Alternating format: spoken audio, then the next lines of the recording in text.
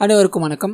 இன்னைக்கு நம்ம ரீசெண்டா தெலுங்குல ரிலீஸ் ஆன டிஜே டில்லு அப்படின்ற ஒரு காமெடி கலந்த த்ரில்லரான இந்த படத்தை பத்தி தான் பார்க்க போறோம். ஸோ வீடியோக்குள்ள போறதுக்கு முன்னாடி சேனலுக்கு புது வியூவரா இருந்தீங்கன்னா மறந்துடாம சப்ஸ்கிரைப் பண்ணிட்டு அப்படியே இந்த வீடியோ கண்டினியூ பண்ணுங்க.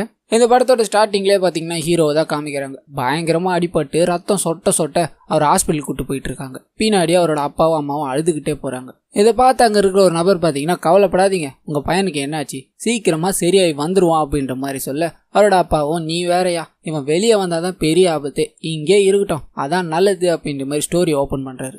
பால கங்கார திலகர் அப்படின்றவரோட பேரை டிஜே டில்லு அப்படின்ற மாதிரி மாத்திக்கிட்டு ஊர் முழுக்க டிஜே அப்படின்ற மாதிரி சுத்திக்கிட்டு இருக்காரு. ஒழுங்கா படிப்பை முடிச்சுட்டு வேலைக்கு போகாம என்னடா இந்த மாதிரி பண்ணிக்கிட்டு இருக்க அப்படின்ற மாதிரி வீட்டில் இருக்கிற எல்லாரும் கேட்க, ஆனால் இவர் பார்த்தீங்கன்னா கல்யாண வீட்டிலேருந்து காது குத்துற வரலையும் எல்லா இடத்துலையும் போய் நான் டிஜே அப்படின்ற மாதிரி ஷோ எல்லாத்தையும் பண்ணிக்கிட்டு இருக்காரு. அங்கே இருக்கிற யாருக்குமே இந்த ஷோவை பிடிக்கலனா கூட இவர் போடுறதுல ஒரு மியூசிக் அப்படின்ற மாதிரி நம்பிக்கிட்டு இவருக்கு ஒரு 4 அசிஸ்டன்ட் வேற சுற்றிக்கிட்டு இருப்பாங்க. இதை பார்த்த இவங்க அப்பா, நீ சத்தியமாக உருப்பிடவே மாட்டடா, ஒழுங்கா போய் வேற வேலை இருந்தா பாரு அப்படின்ற மாதிரி திட்டிக்கிட்டே இருக்க, அப்பதான் பாத்தீங்கன்னா அவரோட வாழ்க்கையில ஒரு காதல் ஒண்ணு வருது. ஒரு நாள் ஒரு பப்புக்கு போய் குடிச்சுக்கிட்டே இருக்கும்போது அங்க பாட்டு பாடுற ராதிகா அப்படின்ற ஒரு பொண்ணை பாக்குறாரு. பார்த்த உடனே அவருக்கு பிடிச்சி போயிடுது. இது மட்டும் இல்லாம இவரு ஒரு டிஜே தான் இல்லையா, பாட்டு பாடின உடனே அவங்க கிட்ட போய் செம்மையா பாடினீங்க, உங்களுக்கு நல்ல எதிர்காலம் இருக்கு அப்படின்ற மாதிரி பேச்சு கொடுக்கவும் ஆரம்பிக்கிறாரு. அவங்களுக்கும் இவர் பேசுற லூசுத்தனமான பேச்செல்லாம் ரொம்பவே பிடிச்சி போக அன்னைக்கு நைட்டு ஃபுல்லாவே பாத்தீங்கன்னா ஜாலியா பேசுறாங்க. தன்னோட காருக்குள்ள உட்காந்து 2 பேரும் ஜாலியாவும் இருக்கிறாங்க. இதுக்கப்புறமா அங்கேருந்து கிளம்பி ஹீரோயின் தன்னோட வீட்டுக்கு போகலாம் அப்படின்ற மாதிரி போகும்போது ஹீரோ பார்த்தீங்கன்னா நம்பர் கேட்பாரு. இவங்க தராமல் போய்கிட்டே இருக்க இவங்களுக்கு பார்த்தீங்கன்னா ஒரு கால் வருது. இவங்களோட பாய் ஃப்ரெண்ட் ஃபோன் பண்ணுறாரு, நான் வீட்டுக்கு வர டைம் ஆகும், நீ சீக்கிரமாக போய் படுத்து தூங்கு அப்படின்ற மாதிரி. என்னோட பாய் ஃப்ரெண்ட் பார்த்தீங்கன்னா வேற ஒரு பொண்ணு பின்னாடி சுற்றிக்கிட்டு இருக்காரு அப்படின்ற மாதிரி உங்களுக்கு ஏற்கனவே தெரியும். இப்போதான் இந்த மாதிரி ஒரு ஆப்பர்ச்சுனிட்டி வேறு வந்துச்சு இல்லையா, இதனால ஹீரோ கூட பேச ஆரம்பிக்கிறாங்க. ஆனால் இவங்களுக்கு ஏற்கனவே ஒரு பாய் ஃப்ரெண்ட் இருக்கா அப்படின்ற விஷயத்த மறைச்சிட்டு ஜாலியாக சுற்றுறாங்க. 2 பேரும் லவ் பண்ணவும் ஆரம்பிக்கிறாங்க. ஹீரோயின் பார்த்தீங்கன்னா ஒரு சிங்கராக இருப்பாங்க இல்லையா, வாய்ப்பு கேட்டு யார்கிட்டனா போனோம் அப்படின்னா, நான் உனக்கு வாய்ப்பு தரேன், ஆனால் என்னோட கெஸ்ட் ஹவுஸுக்கு தனியாக வரணும் அப்படின்ற மாதிரி தான் ப்ரொடியூசர் கேட்பாரு. அந்த எல்லா விஷயத்தையும் ஹீரோ கிட்ட சொல்லவும் செய்கிறாங்க. நாட்கள் அப்படியே போக ஆரம்பிக்குது. 2 பேருமே பார்த்தீங்கன்னா பயங்கரமாக லவ் பண்ண ஆரம்பிச்சிடுறாங்க. நெருக்கமாகவும் இருக்க ஆரம்பிக்கிறாங்க. இந்த எல்லா விஷயங்களையுமே பார்த்தீங்கன்னா யாரோ ஒரு நபர் ஃபோட்டோ எடுத்துட்டுறாரு. அந்த ஃபோட்டோஸ் எல்லாமே எடுத்தது யாரு அப்படின்னு பார்த்தீங்கன்னா இவங்களோட பாய் ஃப்ரெண்டான ரோஹித் அப்படின்றவர் தான். தன்னை லவ் பண்ணுறேன் அப்படின்னு சொல்லிட்டு வேற ஒரு பையன் பின்னாடியா சுற்றிக்கிட்டு இருக்க, இதுக்கு பேர்லாம் என்னன்னு தெரியுமா அப்படின்ற மாதிரி சண்டை போட, இவங்களுக்கு பார்த்தீங்கன்னா நீ மட்டும் ஒழுங்கா, நீ ஏற்கனவே வேற ஒரு பொண்ணுகிட்ட பேசிக்கிட்டு இருக்க அப்படின்ற விஷயம் எனக்கு தெரியும், அதனாலதான் நான் இந்த மாதிரி பண்ணேன் அப்படின்ற மாதிரி சொல்லிட்டு நான் டில்லுவை காதலிக்கிறேன், அவனை தான் கல்யாணம் பண்ணிக்க போறேன் அப்படின்ற மாதிரி அங்கிருந்து கிளம்ப ட்ரை பண்றாங்க. ஆனா இவர் பாத்தீங்கன்னா அவங்களை விடுற மாதிரியே தெரியல. என்னால உன்னை விட முடியாது, நீ அவன் கூட வாழவும் கூடாது அப்படின்ற மாதிரி கையை பிடிச்சி இழுத்துக்கிட்டே இருக்க, இவங்க தன்னை காப்பாத்திக்கணும் அப்படின்றதுக்காக அவர் பிடிச்சி தள்ளி விட்டுடுறாங்க. அந்த இடத்துல அவர் பொத்துன்னு விழுந்துட்டாரு. அப்படியே சீனை கட் பண்ணா ஹீரோ தன்னோட பர்த்டேவான இன்னைக்கு எல்லாத்தையும் பாத்தீங்கன்னா ரெடி பண்ணி வச்சிட்டு இருப்பாரு. ஹீரோயின் வந்தா மட்டும் போதும், பர்த்டே செலிப்ரேஷனை ஸ்டார்ட் பண்ணிடலாம் அப்படின்ற மாதிரி இருக்கும்போது ஹீரோயின் பார்த்தீங்கன்னா ஃபோன் பண்ணி நான் வரல அப்படின்ற விஷயத்த சொல்லுவாங்க. உடனே இவரும் கொந்தளிச்சு போய் எதனால வரல, நான் இங்கே எல்லாத்தையும் ரெடி பண்ணி வச்சிட்டேனே அப்படின்ற மாதிரி சொல்ல, அவங்களே இவர் அவாய்ட் பண்ண முடியாம சரி நீ என்னோட வீட்டுக்கே வா அப்படின்ற மாதிரி சொல்றாங்க. இவரும் ஹீரோயின் கூப்பிட்டாங்களே அப்படின்றதுக்காக ஜாலியாக அவங்க இருக்கிற ஃபிளாட்டுக்கு போய் பார்க்குறாங்க. இதுக்கு முன்னாடி வரையிலும் பார்த்தீங்கன்னா இவங்களுக்கு ஒரு பாய் ஃப்ரெண்ட் இருக்கான் அப்படின்ற விஷயமே தெரிஞ்சிருக்கா இல்லையா. இப்போ அங்கே ஒரு நபர் இருக்கிறத பார்த்து யார் இவன், உன்னோட அண்ணனா, இங்க என்ன பண்ணிக்கிட்டு இருக்கா அப்படின்ற மாதிரி அவர்த்தோட அவர் பார்த்தீங்கன்னா பொத்துன்னு உள்றாரு. அப்பதான் இவருக்கு தெரிய வருது இவன் செத்து போயிட்டா அப்படின்றது. ஆனால் அது மட்டும் இல்லாமல் இவங்களோட பாய் ஃப்ரெண்ட் இவன் தான் அப்படின்ற விஷயமும் தெரிய வருது. நீ என்னை ஏமாத்திட்டல, நான் இப்போ போலீஸ்க்கு ஃபோன் பண்ணுறேன் பாரு அப்படின்ற மாதிரி இவங்க ட்ரை பண்ண ஹீரோயின் வந்து தடுத்து நிறுத்திடுறாங்க. இது என்ன அறியாமல் நடந்தது தான், இது எல்லாத்தையுமே நான் சொல்லிட்டேன், நான் உன்னை கல்யாணம் பண்ணிக்க போறேன் அப்படின்றதுக்காக கிளம்பலான்னு ட்ரை பண்ணேன், அப்போதான் இந்த மாதிரி நடந்தது அப்படின்ற மாதிரி எல்லா விஷயத்தையும் சொல்லி போலம்ப ஹீரோவும் பார்த்தீங்கன்னா கன்வின்ஸ் ஆயிடுறாரு. சரி நடந்தது நடந்து போச்சு, என் பிறந்த நாள் அன்னைக்கு தான் இது நடக்கணுமா, இது எப்படியாச்சும் நம்ம கிளியர் பண்ணி ஆகணும் அப்படின்ற மாதிரி சூட் கேஸில் அந்த டெட் பாடி எடுத்து போட்டுக்கிறாங்க. அங்கேருந்து எப்படியாவது கேமராவை மாட்டாமல் தப்பிக்கணும் அப்படின்றதுக்காக யாருக்கும் தெரியாமல் நைஸாக வெளியே வந்துடுற. வண்டியில் போகும்போது கூட நீ என்னை ஏமாத்திட்டல, இதை சொல்லவே இல்லையா அப்படின்ற மாதிரி திட்டிக்கிட்டே தான் போறாரு. ஆளே இல்லாத ஒரு இடத்துக்கு போய் பள்ளம் தோண்டி யாரு பெத்த புள்ளியோ யாருக்கும் தெரியாம இப்படி செத்து போயிட்டேடா அப்படின்ற மாதிரி ஹீரோ பள்ளம் தோண்டி புதைச்சிட்டு அங்கிருந்து வந்துடுறாங்க. காரை ஒரு ஓரமா நிறுத்திட்டு நடந்த விஷயங்கள் எல்லாத்தையும் சொல்லிட்டு இப்ப அடுத்து என்ன பண்ணலாம் அப்படின்ற மாதிரி இவங்க பேசிக்கிட்டே இருக்கும்போது உங்களோட எதிரில் பாத்தீங்கன்னா ஒரு பைக் வருது. யாரா இருக்கோ அப்படின்ற மாதிரி இவங்களும் இறங்கி போய் பார்க்க அந்த நபர் பாத்தீங்கன்னா இவங்க புதைச்சாங்க இல்லையா ஒரு டெட் பாடியை, அதை வீடியோவா எடுத்து வச்சிருப்பாரு. யார் நீ எதுக்காக அந்த வீடியோ எடுத்த அப்படின்ற மாதிரி கேட்கும்போது தான் அந்த நபரும் பாத்தீங்கன்னா சொல்ல ஆரம்பிக்கிறாரு, ஹீரோயின் யார் பின்னாடியோ சுத்திக்கிட்டு இருக்காங்க அப்படின்ற விஷயம் அவங்களோட பாய் ஃப்ரெண்டுக்கு தெரிஞ்சு அவர் பார்த்தீங்கன்னா ஒரு டிடெக்டிவ் அனுப்பிச்சிருப்பார். அந்த டிடெக்டிவ் தான் பார்த்தீங்கன்னா இவராக இருப்பார். ஸோ இவர் பார்த்துட்டார் இல்லையா, இவர்கிட்ட என்ன பேசலாம் அப்படின்ற மாதிரி இவங்க தயங்கி பேச அவர் ஒரே வார்த்தையாக எனக்கு 25 லட்சம் வேணும், அந்த பணத்தை கொடுத்துட்டு நீங்கள் இந்த வீடியோ வாங்கிட்டு போங்க, அதுவும் ஒரே நாள் தான் டைம் அப்படின்ற மாதிரி சொல்லிட்டு போகிறாரு. இப்போ இவங்களுக்கு என்ன பண்ணுறதுனே தெரில. ₹1 ₹2 25 லட்சத்துக்கு எங்கே போகிறது அப்படின்ற மாதிரி ஹீரோ பார்த்தீங்கன்னா மறுபடியும் இவங்களே திட்டுறாரு. இவங்களுக்கு என்ன பண்ணலாம் அப்படின்ற மாதிரி யோசிச்சுக்கிட்டே இருக்கும்போது தான் இவங்க 2 பேருமே ஃபஸ்ட்டு ஒரு கிளப்பில் மீட் பண்ணியிருப்பாங்க இல்லையா, அந்த கிளப்போட ஓனர் இவங்களுக்கு ஞாபகத்து வர்றாரு. அவனுக்கு எப்பயுமே என் மேலே ஒரு கண் இருக்குது, அவன் பொண்ணுங்கனாவே வீக்கு, அவன்கிட்ட நிறைய பணம் இருக்கும், நம்ம எப்படியாவது அவங்ககிட்ட அந்த பணத்தை அடிச்சுட்டு வந்துடுவோம், நீ முதல்ல அங்கே போ அப்படின்ற மாதிரி அங்கே கிளம்பி போகிறாங்க. அந்த கிளப்புக்கு போய் நீ இங்கே இரு, நான் அவங்ககிட்ட எப்படியாவது பணத்தை வாங்கிட்டு வரேன் அப்படின்ற மாதிரி ஹீரோயின் உள்ளே போக இவரும் வெளியே வெயிட் பண்ணுறாரு. ஹீரோயின் வர மாதிரியே தெரியல. என்னதான் நடக்குதுன்னு இவரும் உள்ளே போய் பார்க்க ஹீரோயின் பார்த்தீங்கன்னா அந்த நபரோட கையை எல்லாத்தையும் கட்டி போட்டுக்கிட்டு இருக்காரு. இவருக்கு வேற ஆங்கிளில் தெரிய பயங்கர அப்செட். என்னடி பண்ணிட்டு இருக்க, பணம் ரெடி பண்ணிட்டு வரேன்னது இப்படி தானா அப்படின்ற மாதிரி பயங்கர அப்செட்டில் இருக்க அவங்களும் பார்த்தீங்கன்னா லூசாடா நீ, நான் அவன் கையை கட்டி போட்டுட்டு பணம் எங்கே இருக்கு தேரலாம் தான் பார்த்தேன், நீ நினைக்கிற மாதிரியெல்லாம் ஒன்றும் இல்லை, நீ எதுக்கு இங்கே வந்த அப்படின்ற மாதிரி சொல்ல ஹீரோவும் பார்த்தீங்கன்னா ரொம்ப நேரம் ஆச்சு அதான் வந்தேன், சரி பணத்தை தேடு அப்படின்ற மாதிரி பயங்கரமாக தேட ஆரம்பிக்கிறாரு. அங்கே எங்கேயுமே பணம் இல்லை. பணம் எங்கடா வச்சிருக்க அப்படின்ற மாதிரி அங்கே இருக்க ஒரு கன் எடுத்து ஹீரோ மிரட்ட அவரும் பார்த்தீங்கன்னா பணம் இருக்கிற இடத்த சொல்லிடுறாரு. மொத்த பணத்தை தூக்கிட்டு ஓடி போயிட்டுறாங்க. ஆனால் அதுக்கப்புறமா தான் தெரிய வருது அதில் ₹1 கோடி இருக்குது அப்படின்ற மேட்ரு. நடந்த இந்த விஷயங்களால ஹீரோ பார்த்தீங்கன்னா பயங்கர டென்ஷன் ஆகிட்டுறாரு. யாரையோ பார்க்க போகிறேன், என்னென்னமோ பண்ணுற, கேட்டால் நான் எதுவும் பண்ணலன்னு வேற சொல்லிக்கிட்டு இருக்கேன், இதெல்லாம் எனக்கு சுத்தமாக பிடிக்கல அப்படின்ற மாதிரி ரோட்லேயே சண்டை போட ஆரம்பிக்கிறாங்க. அப்போ திடீர்னு அங்கே ஒரு போலீஸ் ஜீப் வந்து என்னடா பண்ணிக்கிட்டு இருக்க நீ, அந்த பொண்ணை எதுக்கடா ஹராஸ்மெண்ட் பண்ணிக்கிட்டு இருக்க அப்படின்ற மாதிரி கேட்க ஹீரோயின் பார்த்தீங்கன்னா ஹீரோ மேலே செம்ம காண்டில் இருப்பாங்க. அவனை உனக்கு தெரியுமாமா அப்படின்ற மாதிரி அந்த போலீஸ் கேட்க இவங்களும் பார்த்தீங்கன்னா கோவத்தில் எனக்கு எதுவும் தெரியாது, இவனை அரெஸ்ட் பண்ணி கூட்டு போங்க அப்படின்ற மாதிரி சொல்லிடுறாங்க. இதனால ஹீரோவும் பயங்கர அப்செட். நான் பக்கத்து வீட்டுக்காரனாச்சும் சொல்ல, இல்லை உன் அண்ணனாச்சும் சொல்ல அப்படின்ற மாதிரி காத்திக்கிட்டே இருக்க எந்த பயனும் இல்லை, பிடிச்சிட்டு போயிடுறாங்க. அங்கே இருக்கிற அந்த இன்ஸ்பெக்டர் மட்டும் பார்த்தீங்கன்னா ஹீரோயின் கிட்ட பேசுறதுக்காக அங்கேயே நின்றுடுறாரு. அங்கே இருக்கிற மற்ற போலீஸ் எல்லாம் ஹீரோவை கூட்டு போயிடுறாங்க. ஒரு டீ கடையில் நின்று டீ குடிச்சிக்கிட்டே இருக்கும்போது அந்த கிளப் ஓனரை ஏமாற்றி பணத்தை பிடிக்கிட்டு வந்தாங்க இல்லையா, அந்த கிளப் ஓனர் பார்த்தீங்கன்னா அங்கே துப்பாக்கியோட வந்துட்டாரு. அங்கே இருக்கிற போலீஸ்கிட்ட ஒரு டீலை பேசுகிறாரு. நான் உங்களுக்கு பணம் தரேன், அவனை எப்படியாவது என்கிட்ட கொடுத்துருங்க, இவனை கூப்பிட்டு போய் நீங்கள் என்ன பண்ண போகிறீங்க அப்படின்ற மாதிரி கேட்க அந்த போலீஸும் பார்த்தீங்கன்னா இந்த டீலிங் நல்லா இருக்கு, இவனை நீயே வச்சுக்கோ அப்படின்ற மாதிரி கொடுத்துட்டு போயிடுறாரு.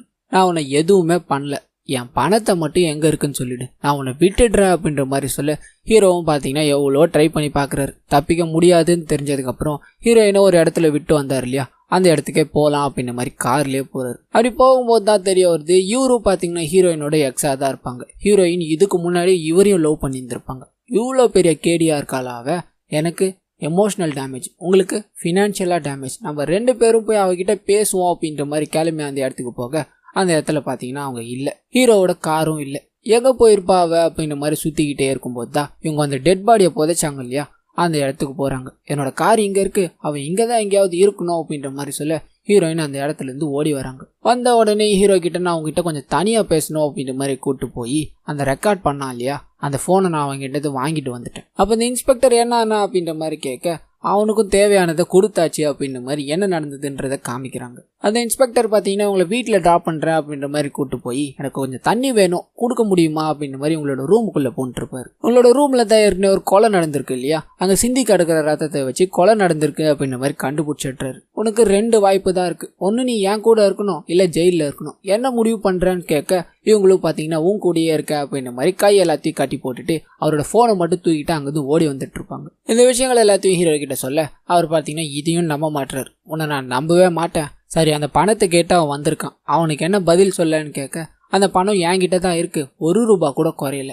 அவனுக்கு கொடுத்துடலாம் அப்படின்ற மாதிரி சொல்ல ₹1 கூட குறையிலையா, 25 லட்சம் கொடுத்தாதான் அந்த வீடியோ கொடுப்பேன்னு அவன் சொன்னான், வீடியோ எப்படி வாங்கிட்டு வந்தேன்னு கேட்க அதுக்கும் இவங்க பதில் சொல்லாமல் காரில் ஏறிட்டுறாங்க. அந்த பணம் தானே வேணும், என்னோட வீட்டில் தான் இருக்குது, வா எடுத்து கொடுக்குறேன் அப்படின்ற மாதிரி வண்டியில் போய்கிட்டே இருக்க அவளோட வண்டியை பார்த்து யாரோ சுட ஆரம்பிக்கிறாங்க. எவன்டா சுடுறவன் திரும்பி பார்க்க அந்த இன்ஸ்பெக்டர் பார்த்தீங்கன்னா அவங்களோட வீட்டிலேருந்து தப்பிச்சு வந்துட்டு இருப்பாரு. என்னோட ஃபோனை என்கிட்ட ஒழுங்கு மரியாதையாக கொடுத்துரு, இல்லைன்னா உங்க எல்லாரையும் சுட்டுடுவேன்னு கண்ணா பின்னான்னு சுட்டு வேகமாக வண்டியில் வந்துக்கிட்டே இருக்க இவங்களும் பார்த்தீங்கன்னா இவங்க கிட்ட எப்படா தப்பிக்கிறது அப்படின்ற மாதிரி வேகமாக ஓட்டிட்டு போய்கிட்டே இருக்காங்க.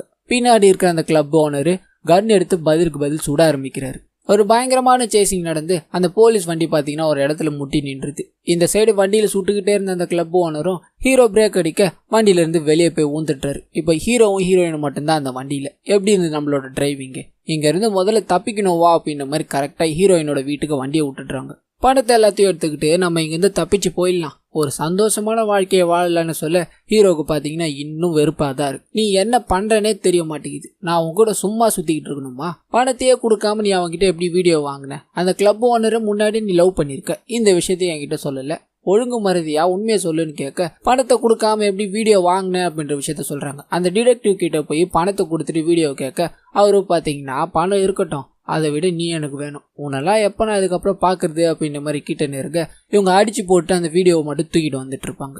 இதை கேட்ட இவரோ பார்த்தீங்கன்னா எல்லாத்துக்கும் ஒரு கதை சொல்கிறேன், அது எல்லாமே நல்லதாக இருக்குது, என்னால் தான் நம்ப முடியல, இனிமேல் உங்க கூட இருந்தால் பயங்கர ரிஸ்க் தான், என்னை விட்டுட்டு எப்படியாச்சு அப்படின்ற மாதிரி பாத்ரூமுக்குள்ளே போய் அந்த இன்ஸ்பெக்டருக்கும் அந்த கிளப் ஓனருக்கும் ஃபோன் அடிக்கிறாரு. பணமும் ஃபோனும் இங்கே தான் இருக்குது, நீங்கள் வந்தீங்கன்னா எடுத்துகிட்டு போயிடலாம் அப்படின்ற மாதிரி சொல்லிட்டு வெளியே வந்து ஹீரோயினை பார்க்க ஆளையே காணும், பணத்தையும் காணும், அவங்களையும் காணும், எங்கடி போனேன் அப்படின்ற மாதிரி ஒரு எல்லா இடத்துலையும் தேட இன்ஸ்பெக்டரும் அந்த கிளப் ஓனரும் வந்துடுறாங்க. அங்கதான் யாருமே இல்லை இல்லையா, ஹீரோ தனியா மாட்டிக்கினாரு. பணத்தை எங்கடா வச்சிருக்க அப்படின்ற மாதிரி கிளப் ஓனர் இவரை போட்டு வேலைக்க இன்ஸ்பெக்டரும் ஃபோன் எங்கடா அப்படின்ற மாதிரி போட்டு பயங்கரமா அடிக்கிறாரு, ரத்தம் ஊத்த ஆரம்பிக்குது. இன்னொரு சைடு ஹீரோயின் இந்த ஊரை விட்டே போயிடுறாங்க. அப்படியே கட் பண்ண ஹாஸ்பிட்டல், இதை தான் நம்ம ஸ்டார்டிங் சீன்ல பார்த்துருப்போம். ஹீரோவை செக் பண்ண டாக்டரோ பார்த்தீங்கன்னா அவருக்கு பயங்கரமா மண்டில் அடிபட்டிருக்கு, அவர் பழைய ஞாபகங்கள் எல்லாத்தையுமே மறந்துட்டாரு, கொஞ்சம் கொஞ்சம் ஞாபகம் வரும். அவரை ட்ரீட்மெண்ட் மூலமாக தான் ஃபுல்லாக ரெக்கவர் பண்ண முடியும்னு சொல்ல அப்படியே ஒரு 2 மாதம் ஓட ஆரம்பிக்குது. அவரை சரி பண்ணணும் அப்படின்றதுக்காக டாக்டர் பார்த்தீங்கன்னா ஒரு பெரிய டெடி பேர் பொம்மையும் கொடுக்குறாரு. உனக்கு எப்பப்பெல்லாம் கோவம் வருதோ அப்போல்லாம் இந்த பொம்மை கூட ஜாலியாக விளையாடு அப்படின்ற மாதிரி சொல்லி கொடுக்க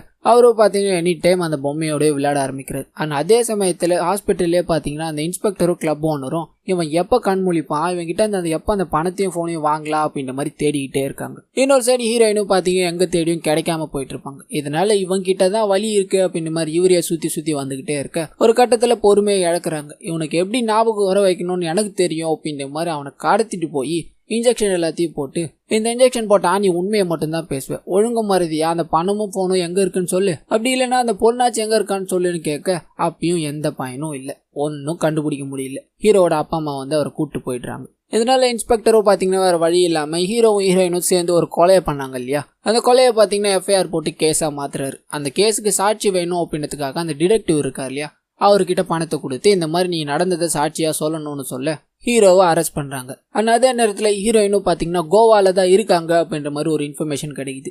ஹீரோயினையும் அரெஸ்ட் பண்ணிடுறாங்க. 2 பேரையும் கோர்ட்ல ஆஜர் பண்றாங்க. அங்க இருக்கிற ஜட்ஜ் முன்னாடி இந்த மாதிரி இவங்க தான் ஒரு கொலையை பண்ணிட்டாங்க, உங்களுக்கு சரியான தண்டனை கொடுக்கணும் அப்படின்ற மாதிரி அந்த இன்ஸ்பெக்டர் பேசிக்கிட்டே இருக்க டிடெக்டிவ் தான் நேர்ல பார்த்தவராச்சு இல்லையா, அவர் அங்க வந்து இந்த மாதிரி இந்த தம்பி எந்த கொலையும் பண்ணல, இந்த இன்ஸ்பெக்டரும் அந்த பொண்ணும் சேர்ந்து தான் பண்ணாங்க அப்படின்ற மாதிரி பிளேட்டை மாத்தி விட்டுட்டுறாரு. இன்ஸ்பெக்டருக்கு ஒன்றும் புரியல, நான் இந்த மாதிரிலாம் சொல்லவே இல்லையே, நான் இந்த கொலையும் பண்ணல அப்படின்ற மாதிரி சொல்லிக்கிட்டே இருக்கும்போது தான் ஹீரோவையும் அந்த டிடெக்டிவும் காமிக்கிறாங்க. இதுக்கு முன்னாடி நாளே பார்த்தீங்கன்னா ஹீரோ பணத்தை கொடுத்து டிடெக்டிவை விலைக்கு வாங்கிட்டு இருப்பார், நாளைக்கு நான் சொல்ற மாதிரி சொல்லணும் அப்படின்ற மாதிரி செட் பண்ணிட்டு இருப்பார். ஸோ இவருக்கு மெமரி லாஸ்லாம் பார்த்தீங்கன்னா இருந்திருக்காது, நடிச்சிருப்பாரு. இந்த விஷயத்தால ஹீரோயின் இன்ஸ்பெக்டரும் பார்த்தீங்கன்னா எதுவுமே புரியாம பார்க்க அங்க இருக்கிற இன்னொரு கான்ஸ்டபிள் பார்த்தீங்கன்னா இன்னொரு குண்டை போட்டு உடைக்கிறாரு. இன்ஸ்பெக்டர் அவரோட ஃபோன் வேணும் அப்படின்ற மாதிரி தேடிக்கிட்டே இருந்தார் இல்லையா, அந்த ஃபோன் பார்த்தீங்கன்னா ஹீரோ கிட்ட தான் இருந்திருக்கும். இந்த கான்ஸ்டபிளையும் பார்த்தீங்கன்னா இதுக்கு முன்னாடி நாளே காசு கொடுத்து ஹீரோ கரெக்ட் பண்ணிட்டு இருப்பார், நாளைக்கு கரெக்டான சமயத்தில் நீ இந்த ஃபோனை கொடுக்கணும் அப்படின்ற மாதிரி. அவரும் பார்த்தீங்கன்னா அந்த ஃபோனை மீடியா கிட்ட கொடுத்துட்டு இருப்பார். மீடியா ஃபுல்லாக இந்த இன்ஸ்பெக்டரோட நியூஸ் தான். போதை பொருளை யூஸ் பண்ணிக்கிட்டு நிறைய பெண்களோட உல்லாசமா இருக்கிறதுமா இவரோட வீடியோ ஃபுல்லாகவே பார்த்தீங்கன்னா லீக் ஆயிடுது.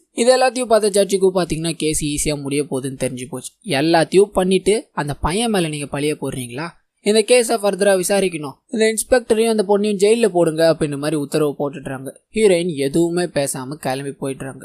அப்படியே சில மாசம் கட் பண்ணி ஹீரோ பார்த்தீங்கன்னா ஹீரோயினை பார்க்கலாம் அப்படின்ற மாதிரி ஜெயில் உள்ள போறாரு. ஆளே பயங்கரமா மாறிட்டு இருப்பாரு. என்ன தெரில, நான் தான் நீ காதலிச்சதா ஏமாத்தினல்ல அவன், உனக்கு இடம் நடந்தது அப்படின்னு சொல்லியே ஆகணும்னு தோணுச்சு, அதான் வந்தேன் அப்படின்ற மாதிரி சொல்ல ஆரம்பிக்கிறாரு. ஹீரோயின் கோவால இருக்காங்க அப்படின்ற மாதிரி ஒரு இன்ஃபர்மேஷன் வந்தது இல்லையா, அந்த இன்ஃபர்மேஷனே பார்த்தீங்கன்னா இவர் தான் கொடுத்துருப்பாரு. தன்னோட மெமரிஸ் எல்லாமே வந்த உடனே ஹீரோயினை கண்டுபிடிக்கணும் அப்படின்ற மாதிரி பயங்கரமா தேடி இருந்திருப்பாரு. ஹீரோயினுக்கு பிடிச்சதே பாட்டு பாடுறதா இல்லையா, அப்போ கண்டிப்பாக ஏதாவது ஒரு கிளப்பில் தான் பாட்டு பாடணும் அப்படின்ற மாதிரி எல்லா இடத்துலையும் தேடுறாரு. இந்தியா முழுக்க தேடிக்கிட்டே இருக்கும்போது அவரோட ஃபோனில் பார்த்தீங்கன்னா ஒரு ரீல்ஸ் ஒன்று வருது. அதில் பார்த்தீங்கன்னா ஹீரோயின் இருக்கிறாங்க.